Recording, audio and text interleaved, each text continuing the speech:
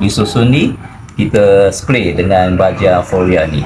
Dan kalau bagi yang nak tambah untuk lebih subur cepat lagi, kita boleh menyiram dengan seperti yang tadi saya masukkan baja teh itu dalam penyiram, dalam tong penyiram ni. Jadi yang ni saya baru rendam, jadi selepas 10 minit mana saya boleh siram.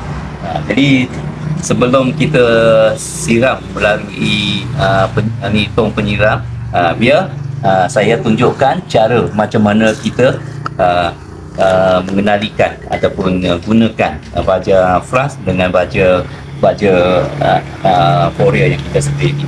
Jadi di sini kita nampak, kita nampak ada bunga, bunga, cili padi dan sayur manis. Ada sahabat tanya, Tuan apa khabar? Apa khabar baik para sahabat? Ya. Jadi apa khabar kepada sahabat? Jadi di sini saya sama-samalah kita jemput. Terima kasih kepada sahabat, kita sembang petang ni.